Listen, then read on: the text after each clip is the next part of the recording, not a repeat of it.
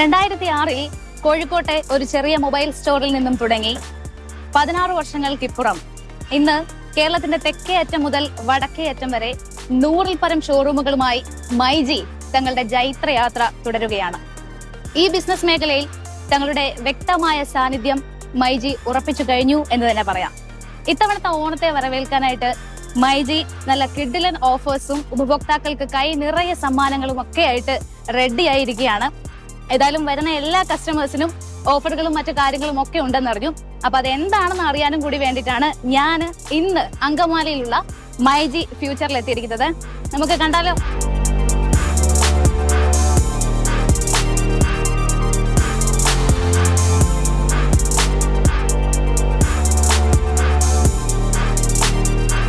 ഒരുപാട് ഓണം ഓഫറുകളും ഉപഭോക്താക്കൾക്ക് കൈ നിറയെ സമ്മാനങ്ങളും ഒക്കെ ആയിട്ട് മൈജി ഓണത്തെ വരവേൽക്കാൻ കംപ്ലീറ്റ് ആയിട്ട് റെഡിയായി കഴിഞ്ഞിരിക്കുകയാണ്.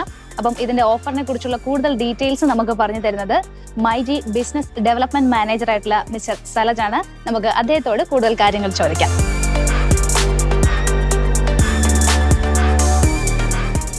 Hi sir. ഇതാണ് നമ്മുടെ myG business development manager mister Salaj. ഇദ്ദേഹമാണ് ഇവിടുത്തെ കൂടുതൽ ഓണം ഓഫേഴ്സും മറ്റു കാര്യങ്ങളും ഒക്കെ നമുക്ക് പരിചയപ്പെടുത്തുന്നത്. എങ്ങനെയാണ് മൈജി ബാക്കിയുള്ള ഷോറൂമുകളെ അപേക്ഷിച്ച് വ്യത്യസ്തമാകുന്നത്? നമ്മളിപ്പോ ഈ കോൺസെപ്റ്റ് എന്ന് പറഞ്ഞാൽ മൈജി ഫ്യൂച്ചർ കോൺസെപ്റ്റ് ആണ്. ഇപ്പൊ നിലവില് നമുക്ക് ഒരു വീട്ടിലേക്ക് ആവശ്യമായിട്ട് മൊബൈലും മുടങ്ങി എല്ലാ അപ്ലയൻസ് എല്ലാം നമുക്ക് ഇതിൽ ലഭ്യമാണ്. ഇവർ 8000 സ്ക്വയർ ഫീറ്റ് ഷോറൂമാണ്. ഇതിപ്പോ നമ്മളിപ്പോ ഇൻട്രൊഡ്യൂസ് ചെയ്തിട്ട് 8ാമത്തെ ഫ്യൂച്ചർ കോൺസെപ്റ്റിലേക്ക് വന്നിട്ട് ഈ ഓണത്തിന് നമ്മള് നല്ല രീതിയിലുള്ള ഓഫേഴ്സ്, അതായത് ഒരു കസ്റ്റമർ പോലും നിരാശപ്പെട്ടു പോകാത്ത രീതിയിലുള്ള ഓഫേഴ്സ് ആണ് നമ്മൾ കൊടുക്കുന്നത്. അപ്പൊ അതില് നമ്മള് വടംവലി ഓഫർ. എന്താണ് വടംവലി ഓഫർ എന്ന് പറഞ്ഞിട്ടുണ്ടെങ്കിൽ, ഇപ്പൊ ഇത് കണ്ടോ, മഞ്ജു ചേച്ചിയുടെ ലാലിന്റെ 2 സ്ക്രാച്ച് കാർഡ് ഉണ്ട്.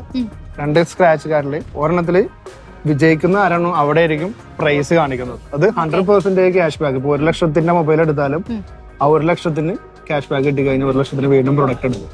അങ്ങനെയാണ്. പിന്നെ അതുപോലെ തന്നെ ഇവിടെ TV അടിക്കുന്നവരുണ്ട്, വാഷിംഗ് മെഷീൻ അടിക്കുന്നവരുണ്ട്, റഫ് അടിക്കുന്നവരുണ്ട്. അങ്ങനെ പിന്നെ 5% ക്യാഷ് ബാക്ക് ഉണ്ട്. പിന്നെ ഒരിക്കലും ഒരു കസ്റ്റമറോട് നിരാശപ്പെടില്ല. ഇതിൽ അഷ്വേർഡ് ഗിഫ്റ്റ് എന്നും പറഞ്ഞു നമ്മൾ ആഡ് ചെയ്ത് എല്ലാ കസ്റ്റമേഴ്സിനും അഷ്വേർഡ് ഗിഫ്റ്റ് നമ്മൾ കൊടുക്കുന്നുണ്ട്. നമ്മൾ കേറി വന്നപ്പോ തന്നെ നല്ല തിരക്കായിരുന്നു. ഈ ഓണം ഓണത്തിന്റേതായിട്ടും പിന്നെ നമ്മുടെ ഓഫേഴ്സും ഇപ്പൊ നമ്മുടെ അറിയാലോ ബ്രാൻഡ് അംബേഴ്സ് മഞ്ജു മോഹൻലാൽ, അപ്പൊ അതിന്റേതായ ഒരു ഇതുണ്ട്. എങ്ങനെയാണ് നമ്മുടെ മെയിൻ ആയിട്ടുള്ള ഫോണിനും ബാക്കി ഡിജിറ്റൽ ഗാഡ്ജറ്റ്സിനും ഒക്കെ എങ്ങനെയാണ് ഓഫേഴ്സ്? ഫോണിന് നമുക്കിപ്പോ നിലവിൽ ഇത് തന്നെയാണ് നമ്മൾ ഓഫർ, വടംവലി ഓഫർ തന്നെ കൊടുക്കുന്നത്. അതല്ലാതെ നമുക്ക് എന്താണ് ബ്രാൻഡ് പറയുന്നത് ആ ഓഫേഴ്സും പ്രൊവൈഡ് ചെയ്യുന്നു. ഇപ്പൊ സാംസങ് ആയാലും സാംസങ്ങില് ഫോണസദ്യ എന്നാണ്. ഫോണസദ്യ എന്താണ് ആ ബ്രാൻഡ് കൊടുക്കുന്നത്, ആ ബ്രാൻഡിന്റെ ഓഫേഴ്സ് നമ്മൾ ഇൻക്ലൂഡ് ചെയ്യുന്നുണ്ട്. പിന്നെ മൈജിയുടെ ഓഫേഴ്സ് ഉണ്ട്, എല്ലാം ഇൻക്ലൂഡ് ചെയ്തിട്ട് നമ്മൾ കൊടുക്കും. കസ്റ്റമറെ സംബന്ധിച്ച് നല്ല ഓഫേഴ്സ് ആണ് ഓണം ടൈമിൽ മൈജി പ്രൊവൈഡ് ചെയ്യുന്നത്. ശരിക്കും 4 വർഷത്തിന് ഇപ്പുറം എത്തുന്ന ഒരു ഓണമാണ്. ബിസിനസ്സുകാരെ സംബന്ധിച്ച് ഒരുപാട് പ്രതീക്ഷകളുണ്ട്. എങ്ങനെയാണ് മൈജി നോക്കിക്കാണുന്നത്? മൈജിനെ സംബന്ധിച്ച് 4 വർഷമായിട്ട് ഓണം ഉണ്ടായിട്ടില്ല. പ്രളയം, കൊറോണ കാര്യങ്ങളൊക്കെ കഴിഞ്ഞിട്ട് 4 വർഷങ്ങൾക്ക് ശേഷം നമുക്കൊരു ഓണം വരെയാണ്. അപ്പൊ നമ്മൾ അതിന് കുറെ സാധ്യതകളോടുകൂടി ഉണ്ട്. നമുക്ക് ആ 4 വർഷം മുമ്പ് നമുക്ക് ഫ്യൂച്ചർ സ്റ്റോഴ്സുകൾ ഉണ്ടായില്ല, അപ്ലയൻസുകൾ ഉണ്ടായില്ല. അപ്പൊ ഇതൊക്കെ നമ്മള് വലിയ ടീമായി 4 വർഷം മുമ്പ്. ആഫ്റ്റർ കൊറോണ നമ്മള് വേറൊരു ടീമായതിന്റെയും അതിന്റെ ഓപ്പർച്യൂണിറ്റീസ് കാര്യങ്ങളെല്ലാം ഉണ്ട്. നമ്മൾ കുറെ സാധ്യതകളിൽ നോക്കി കാണുന്നുണ്ട്. ഇപ്പൊ നമ്മളെ എംപ്ലോയീസ് ആയാലും സംബന്ധിച്ച് ഞങ്ങളെയൊക്കെ സംബന്ധിച്ച് വലിയ ഇൻസെന്റീവ് മേടിച്ചിട്ട് തന്നെ കുറെ കാലങ്ങളായി. അപ്പൊ അതൊക്കെ ഈ ഓണക്കാലത്തിൽ നമുക്ക് മേടിക്കണം എന്നാണ് പ്രതീക്ഷ. ശരിക്കും കാസർഗോഡ് മുതൽ ഇങ്ങ് തിരുവനന്തപുരം വരെ 100-ൽ പരം ഔട്ട്ലെറ്റുകളുമായിട്ട് അല്ലെങ്കിൽ വലിയ ഷോറൂമുകളുമായിട്ട് മൈജി ജൈത്രയാത്ര തുടരുകയാണ്. എങ്ങനെയാണ് ഒരു ഫ്യൂച്ചർ പ്ലാൻ? കേരളത്തിലും പുറത്തോട്ട് നമുക്ക് ഫ്യൂച്ചറിൽ പ്ലാനുകൾ വരുന്നുണ്ടോ? കേരളത്തിന് പുറത്തോട്ട് നമ്മൾ GCC കൺട്രീസിൽ നമ്മൾ പ്ലാൻ ചെയ്യുന്നുണ്ട്. കമ്പനി ചർച്ച നടത്തിക്കൊണ്ടിരിക്കണം. അപ്പൊ അതിൽ തന്നെ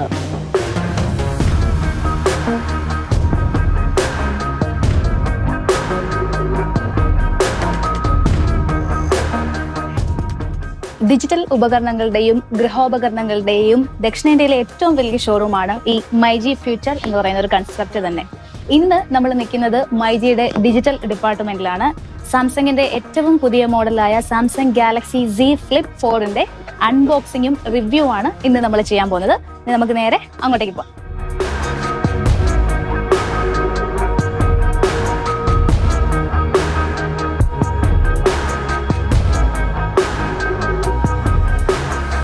ഹായ്, നമ്മുടെ കസ്റ്റമർ എക്സ്പീരിയൻസ് എക്സിക്യൂട്ടീവ് സിറാജ് ആണ് കൂടെ ഉള്ളത്. ഫ്ലിപ്പിന്റെ അൺബോക്സിങ്ങും ബാക്കി കാര്യങ്ങളും ഒക്കെ നോക്കാം അല്ലേ? ഓക്കെ.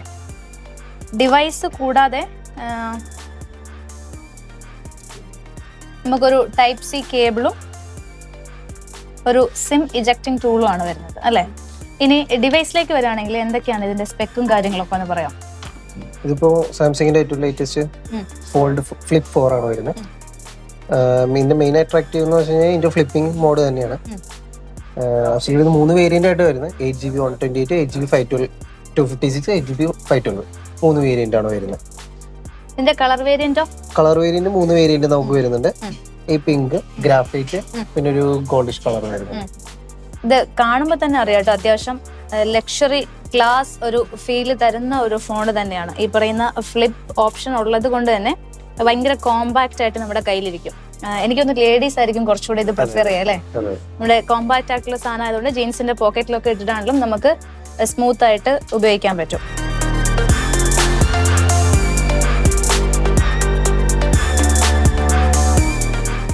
ഇനി ബാക്കി സ്പെക്കിലേക്കൊക്കെ വരുവാണെന്നുണ്ടെങ്കിൽ എങ്ങനെയാണ് ഇതിന്റെ ചിപ്സെറ്റും കാര്യങ്ങളും ഒക്കെ?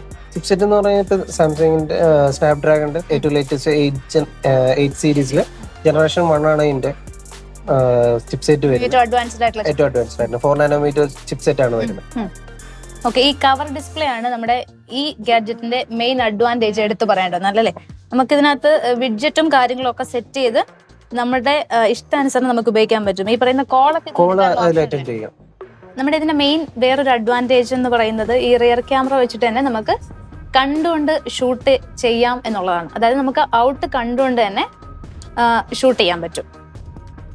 കേട്ടോ? ഇനി ഇതിന്റെ പ്രൈസ് റേഞ്ചിലേക്ക് വരികയാണെന്നുണ്ടെങ്കിൽ എങ്ങനെയാണ്? 2 മോഡൽസിന്റെ പ്രൈസ് ആണ് നമുക്ക് ഇപ്പൊ നിലവിൽ ലോഞ്ച് ആയിരിക്കണേ. 128 256 128 വരുമ്പോഴേക്കും 90, 256 വരുമ്പോഴേക്കും 95 വരും. ബുക്കിംഗ് ഏറ്റവും കൂടുതൽ വരുന്നത് ഈ ഒരു ബേസ് മോഡൽ, ഈ മോഡലിനാണോ? 128 വേരിയന്റിനാണ് ഏറ്റവും കൂടുതൽ വന്നിരിക്കുന്നത്. ഇന്ത്യയിൽ ഇത്തിരി കൂടെ ആവശ്യമുള്ളവരാണ് നമുക്ക് 256 ചൂസ് ചെയ്യുന്നത്.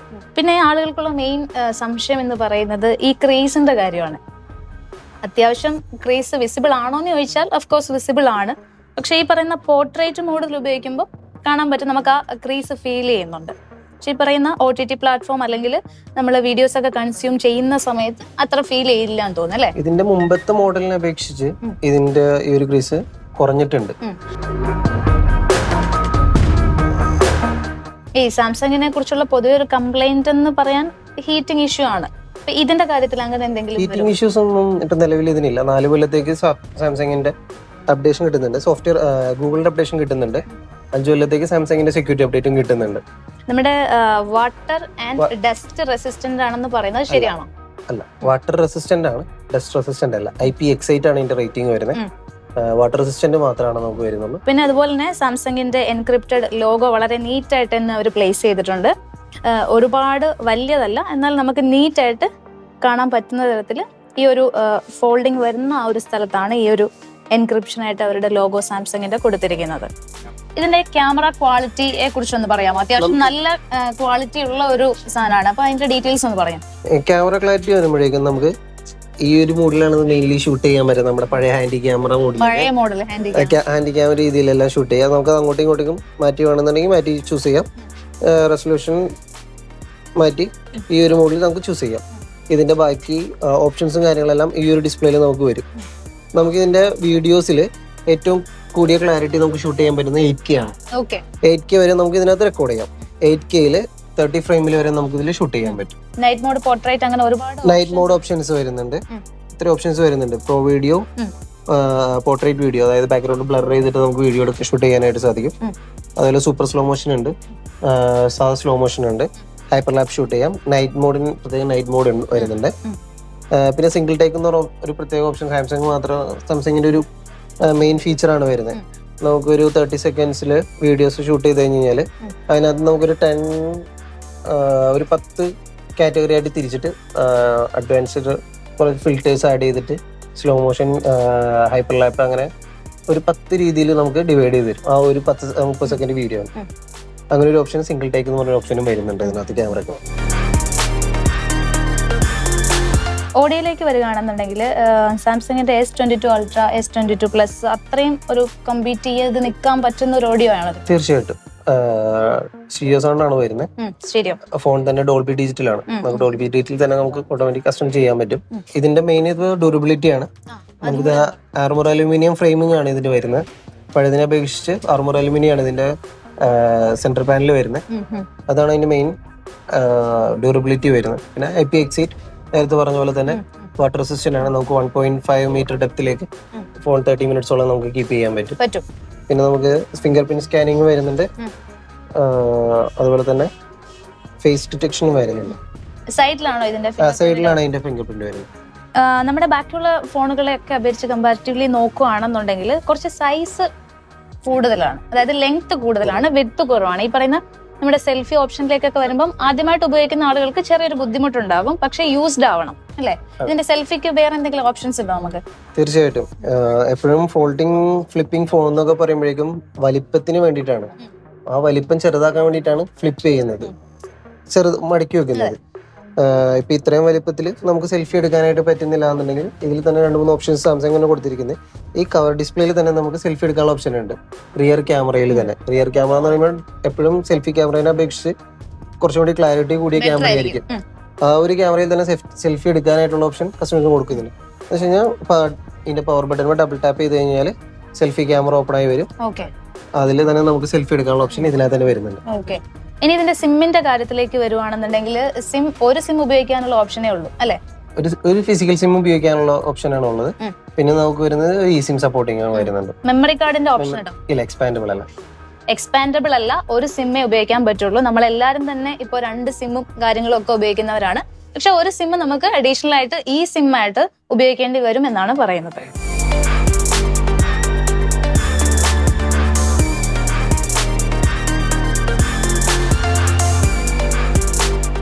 1000 കോടി വാർഷിക വിറ്റുവരവുള്ള മൈജി വിൽപ്പനയ്ക്ക് പുറമെ കസ്റ്റമർ സർവീസിനും പ്രാധാന്യം നൽകുന്നു എന്നുള്ളത് എടുത്തു പറയേണ്ട ഒരു കാര്യം തന്നെയാണ്.